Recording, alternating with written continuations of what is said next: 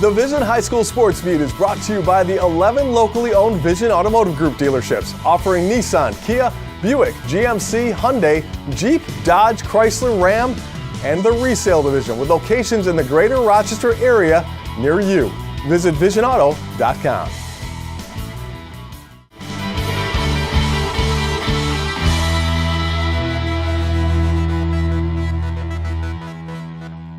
Hello everyone, and thank you for joining us on the Vision High School Sports Beat. I'm Dave Yates. This week we're taking a look at Section 5 City Football. There's a buzz among the city teams, including at James Monroe High School, where a $1 billion renovation of the school includes a new football stadium. Our own Paul Gotham was granted a tour, and here's his story on the new look Red Jackets.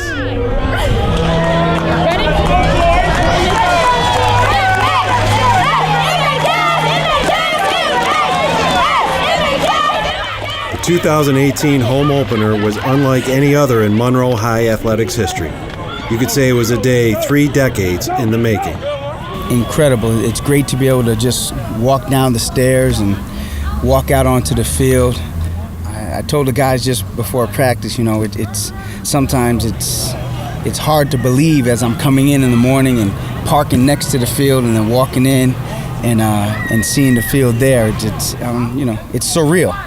You know, is this real? Is this a college campus? Is this Monroe? What's happening right now? And you know, before I was here, I was at the Marshall campus. I spent 21 years of my life over there, so that was the best that I had ever had. So to come here, the cliche of going from the outhouse to the penthouse, I'm living that. You know, so. On September 8th, Monroe hosted a football game for the first time since 1988.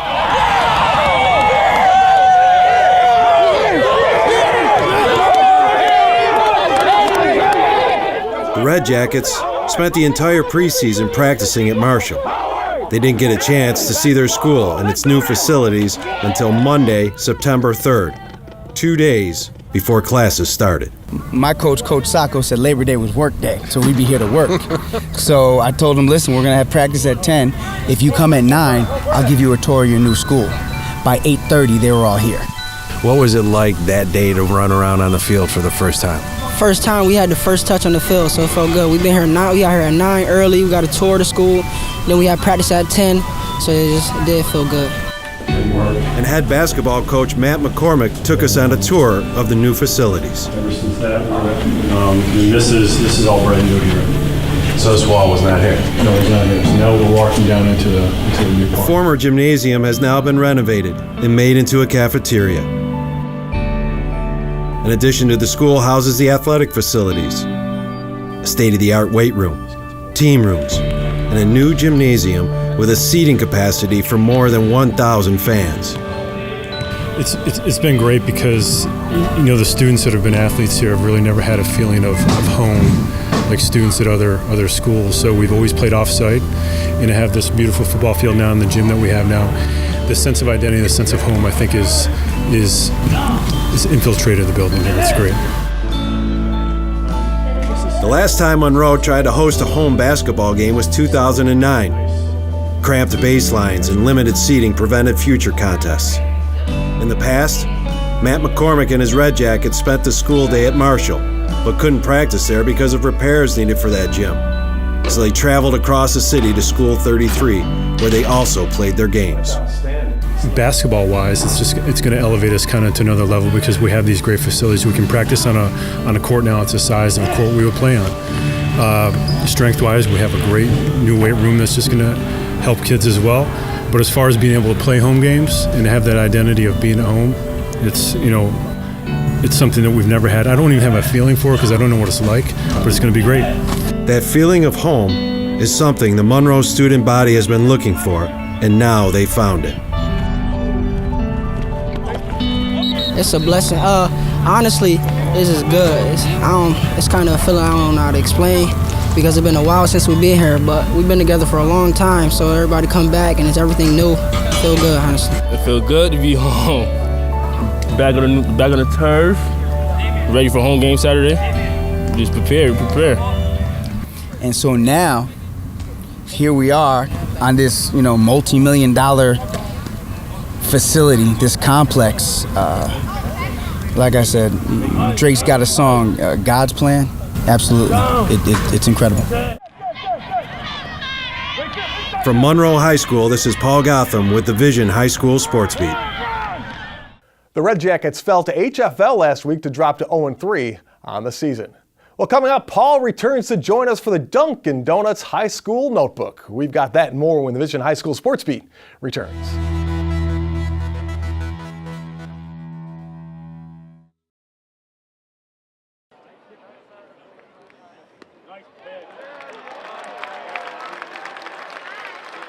I love you. I can't stop thinking about you. This feels so real. Sappy for maple? Then you'll love Dunkin's Belgian waffle sandwich and our other mapley and pumpkin-y flavors. I can't wait to see you. Excuse me, I'm getting yelled at.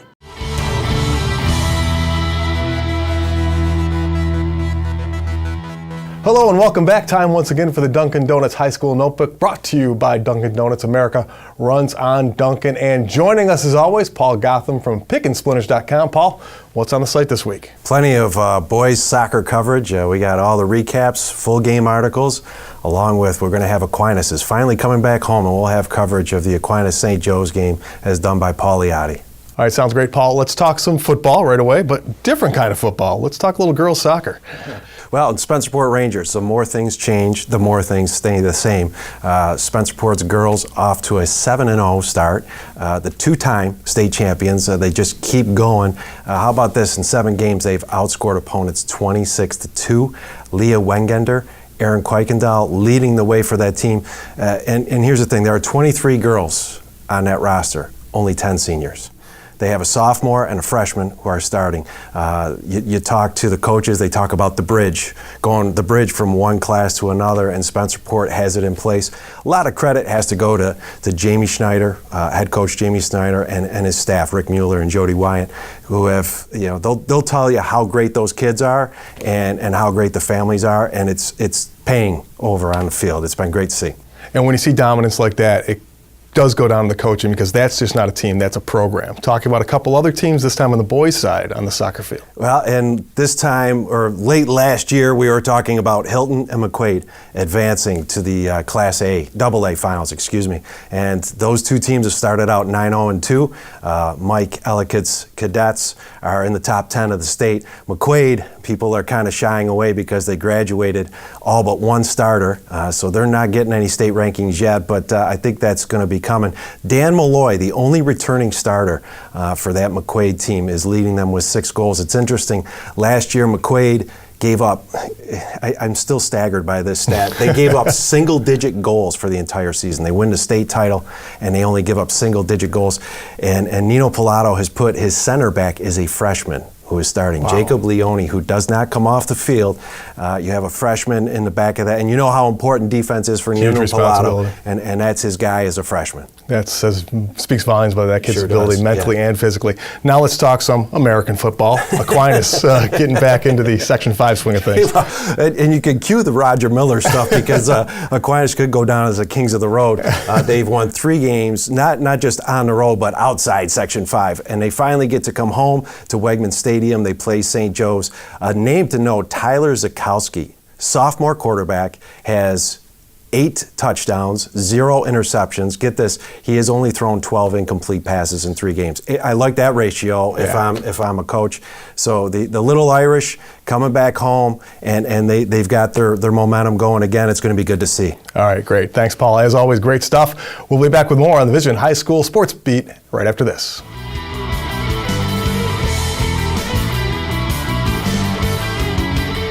Coming up next, the Making the Grade nominee with Kim. And later on, more from the City Football Renaissance with the East Eagles. We've got that and more when the Vision High School Sports Beat continues.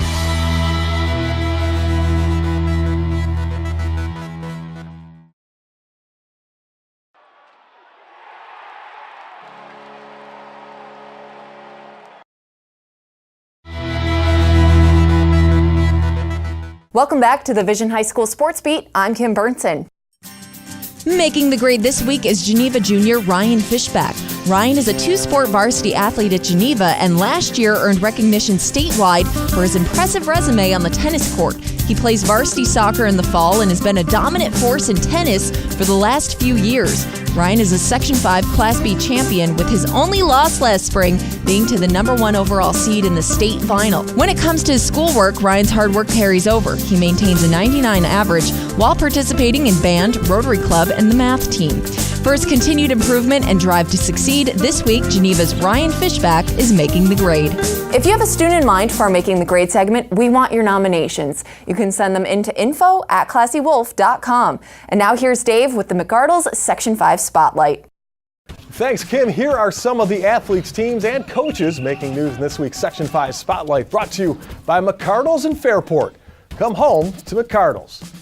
Victor Girls Volleyball is off to a 6-0 start, having beaten reigning Class A champs West Irondequoit without dropping a set. In those first 6 contests, the Blue Devils lost just 1 set. Following up on our story from last week, Holly won their first 8-man football game 58-52 over Marcus Whitman. It was a couple of late touchdowns by Holly's Cody Tanis in the final minutes that led the Hawks to victory. The Batavia boys cross-country team took first at the West Seneca Invitational in the small school division. Junior Mario Rosales finished second overall, and senior Zachariah Jancy finished fourth for the Blue Devils. And finally, on October 6th, MCC hosts its 12th annual 5K Walk and Run for Scholarships, a family-friendly event with individual teams hosting their own fundraising events as well, like Owens Red Racers, raising funds for the Owen Schwartz Memorial Scholarship. And now a look at the Varsity Media top football plays of the week.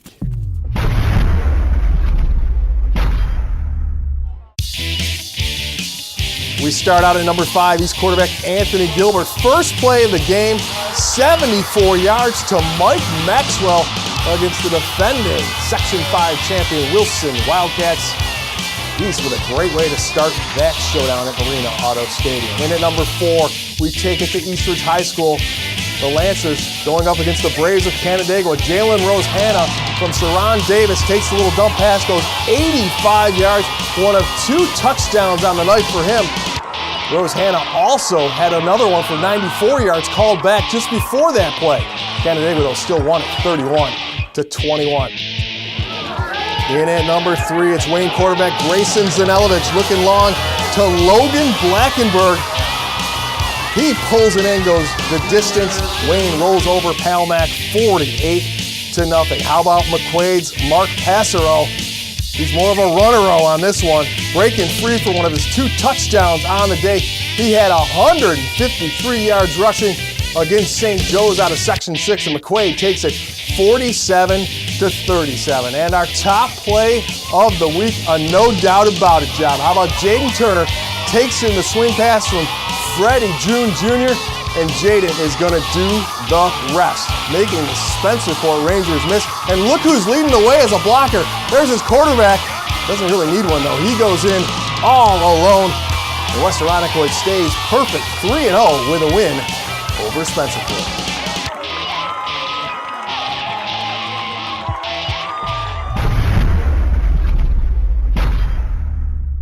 Up next, the East Eagles are flying high under the guidance of co-head coaches and a little help from number 7.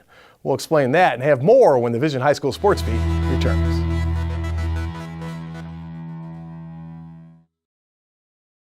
And now to Eichel. He floated one.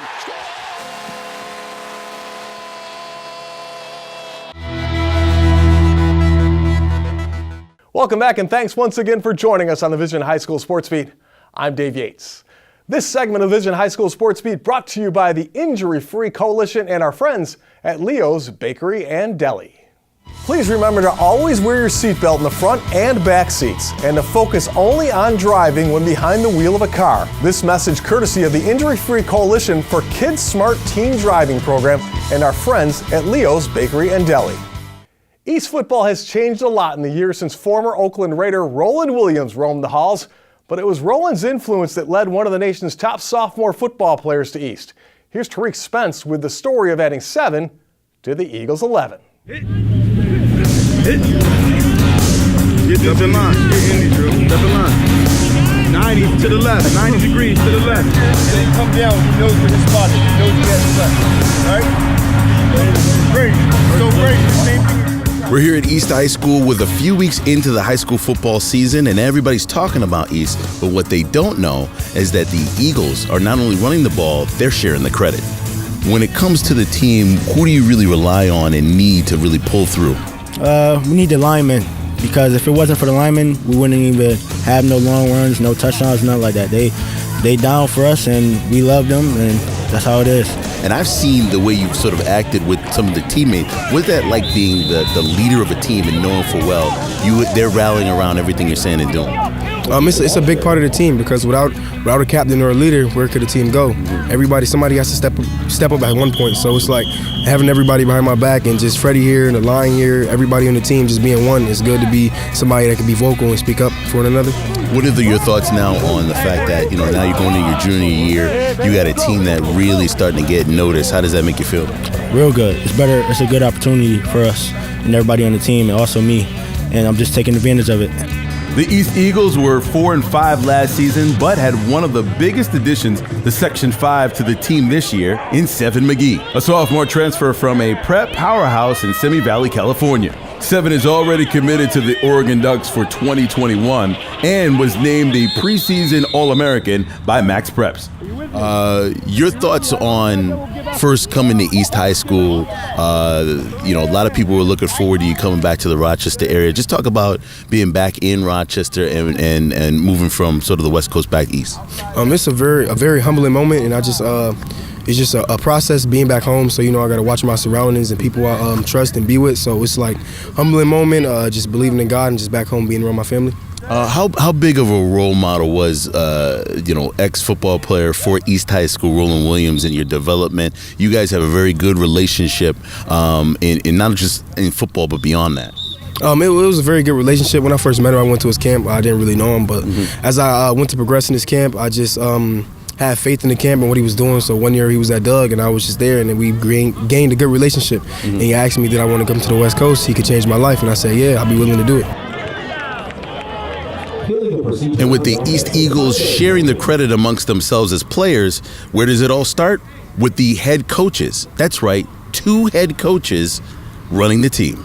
Just what is the sort of thought process with 2 head coaches? How do you guys split the work up?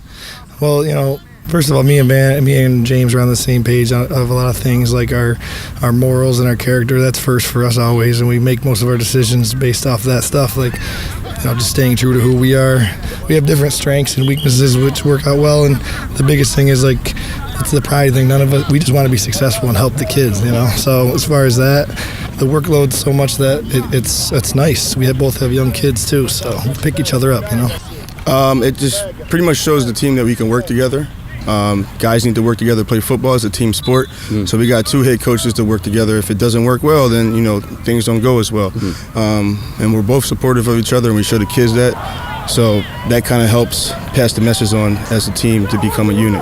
To say anything about our team is that we're happy for each other when the other person makes a big play, and the first person in the end zone to celebrate, and that showing that on a consistent basis just automatically makes you a leader. The unselfishness that when the team winning is the first goal. That's when you have success, in my opinion. Absolutely. Co-coaches and All-American standout and undefeated start this year, and it can all be traced to the core beliefs: communication, trust, and leadership. That's the one thing we stressed on, is just leadership, not being selfish, working with each other.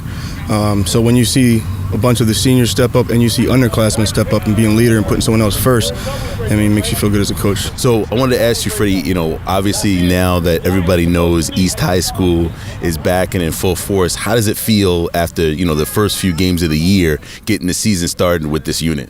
It feels real good. We learning, working together as a team, and getting better every day and grinding. Yeah.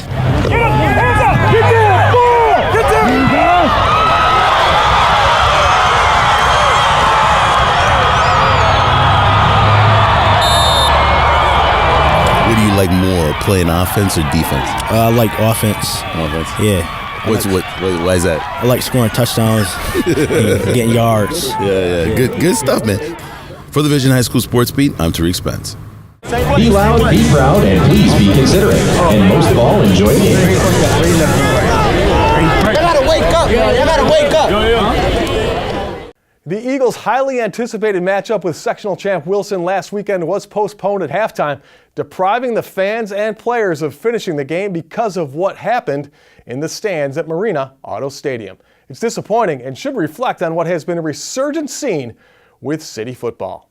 Well, we'd like to thank our sponsors, especially the 11 dealerships in the Vision Automotive Group. They make the Sports Beat possible. Thanks for watching. We'll see you again next week on the Vision High School Sports Beat.